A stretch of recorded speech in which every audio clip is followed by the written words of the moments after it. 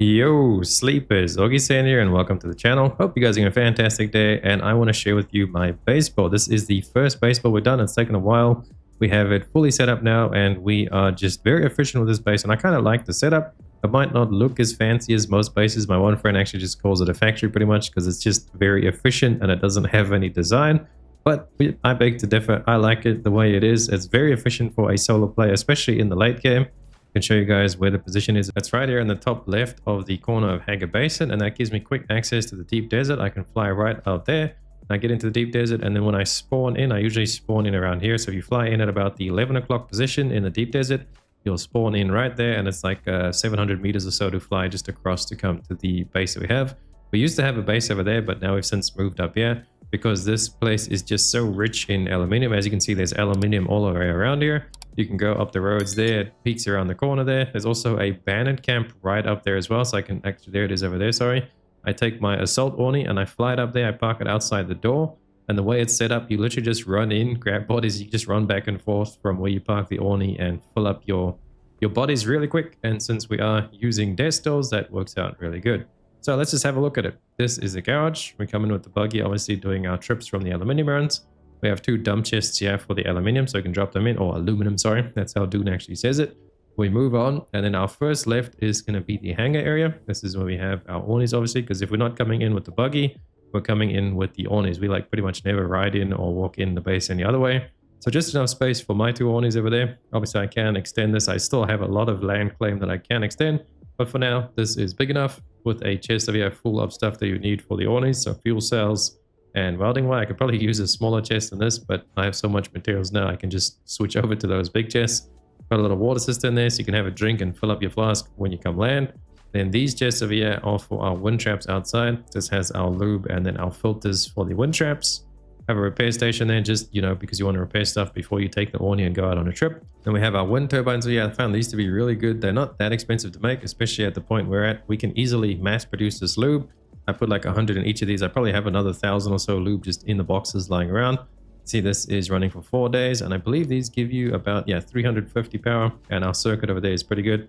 I put them in a position over here so I can get to the consoles pretty easily, and then I zigzag them on this side as well. So I have a space over there for another one, and then I just plan on, you know, extending, going more. Plus I can just build out this way once I need some more space, and I have a lot of space going in the back and the front of the land claim. So I show you guys, I bring up my tool real quick. You can see I have a ton of space over there, and then the same on the other side over there. And for this, I think I have used 2 stakes, so 2 horizontal stakes and 1 vertical extender, if you guys were wondering what the size is. And obviously I placed the normal subsea flag pretty much in the middle of this area. Moving on, we got our 2 big wind traps. Honestly, I don't really feel like I need these, although I just have them as like a little bit of passive while I'm, you know, offline. But you can see my water storage. I pretty much am making too much water for myself to solo use at the moment. Like, I just have too much water all the time. I'm just taking water out to friends' bases and stuff in the leader johns because I just have too much water. So let's come back inside. We'll go down and I'll show you guys the rest. So we go down from the hangar. There's the garage. We turn back around here. This is pretty much the only, you just run straight in and out, and then you can run into all the different rooms. This room over here is what I call the factory room. This is where all the business happens. These are all dump chests. I have these set up. You just run past here and you press F, and pretty much everything you can find in the game, deep desert related materials, you can just run in here and you drop, and it's going to just dump everything. There's no heal kits and there's no darts, and there's nothing you would like accidentally quick deposit, as you can see with my character, because obviously you always want to run with your fuel cell, your darts, you got some money, bandages, welding wire. You don't want to be quick depositing that every time you run past chests, because then, you know, you got to go look for it and find it. And then these are those chests with all my different armors and weapons and stuff that I want to switch between depending on what I'm doing. So those are personal chests for armor and stuff. These are all dump chests. And we got another little water system there for a little sip of the naughty water. And then we got our refined chests over here. This is just all refined goods. I actually need to figure out a way to make this maybe a double thingy. I could build like a half wall and extend this, just because our refiners are pumping out so much materials. And we have so much, what's this, duraluminum? I just call it dura. We have so much of this, it's actually really heavy and it fills up all these chests really fast. But these are pretty much our refined goods chests. You can see we have that on a separate circuit. I do have another video up on the channel if you guys want to see how we set up our circuits. But basically these machines are just all pumping out to these chests. So they're filling up these. We have our ore refiners in the back here, pretty much always spinning with aluminum or duraluminum. We have so much of this now, I kind of stopped crafting it. As you can see, our aluminum, we have 3,000, and then duralium, we have so much in the base stored up that we can just make some whenever we need. So right now, I just really need to go farm some plastinium from the deep desert. And I think I'm kind of just missing, yeah, I've got like a bunch of stravidium. I just need to get some titanium and then we can make a truckload of that as well. Moving on though, we got our chemical refinery, making some cobalt paste, as always, needing that for pretty much everything, cobalt, silicon, stravidium. Then we have a look at our water storage. I want to make another area. I don't actually want these water storages here. I kind of wanted these in the basement. So I'm going to figure out how to fit them in the basement. And my basement is only one level though, so it's kind of too small, but I'll figure out a way to move these down, maybe build downwards and like take away the foundation and then just put floors to build these into the basement. But I'll show you guys that in a second because these are pretty tall boys. As you can see, we just have too much water right now to know what to do with. Recycler in the middle of everything, so it's kind of away from the other things. You don't accidentally delete something. Then we got our spice refinery, and we got our vehicle fabricator. I've got all the fabricators here, the advanced ones, everything you may need. The only fabricator I don't have yet is the advanced vehicle fabricator. I can make one. I have enough materials. I just haven't made one yet. So I do have a space for it underneath though. So let me go show you guys now what the basement looks like. We come down, these are all spice chests. So this is just like deep desert chest. I like to keep the finished goods in here.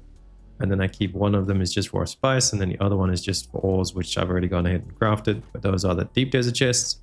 My plan is to actually move out this way and just build all the way out there to build a whole another big room. And then that will be, you know, like storage rooms and just more stuff in general. Like I pretty much claimed all the way up to that little road in the back there, as you guys can see. Wonder if you can see the, yeah, you can kind of see the how far out we've gone. So we could still add another stake there and go even further, but we have like a lot of extra space to go and grow the base. And then we come down to my favorite part, the basement, but another water storage. I pretty much got one of these little ones on every level, just so you can have quick access to the water. Like right now, I go have a little bit of sip there. And then this is my favorite area because this is the body area. These things make so much water. We have 6 of these advanced test tools. And then we just usually keep these chests full with bodies over here. So I pretty much have it on this side. Then I can efficiently reach these 3 from this chest. So I can literally just stand here, grab a body, drop, and then grab a body, move a little bit, drop. And I can do the same on this side. Grab body, drop, grab body, drop. So I do those 3 all like that. So I try and keep these full. One trip with the assault one, I think gets me about 10 bodies or so, maybe a little bit more, maybe about 12 or 13 bodies. So usually when I log on, I do a trip with the assault only. I just drop all the bodies in here, like that base I showed you guys outside. It's super easy and super nearby. There's actually 2 bases. There's this one over here, and then there's this one right above here. So if I want more bodies, I just jump between these 2 bases, and I can just glide down to my base and deliver the bodies. And then I just have some more water storage here, which I could fill out, but I kind of want to extend this. So we can see maybe we'll go down into the ground later, so we can make the bigger ones. And then we still do have a bunch of the older generators, because these also are really efficient if you don't have the bigger generators early on.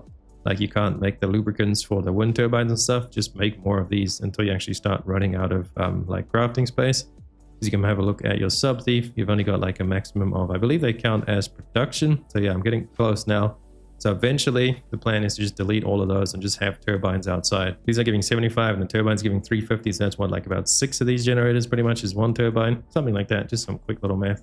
It's not correct, but it's close enough. So yeah, that's the base. Let me know what you guys think down below in the comments. And also, if you guys have your own little bases you want to share, come join the Discord. You can post like a little clip. We'll have like a little base rating section, or just, you know, you can show a picture or something. I like bases, and I do eventually want to build this out and make it really fancy, but for now this was just, you know, making it very practical. And as a solo duo player, this is very practical. Everything is very easy to get through and just in and out, quick and easy. Get the job done. Bob's your uncle. You know, that's all that good stuff. Thank you so much for watching. If you liked the video, please drop a like and a sub on the channel. It helps me out so much, and I'll catch you guys in the next one. Remember, stay hydrated. Run free and dive into the sky.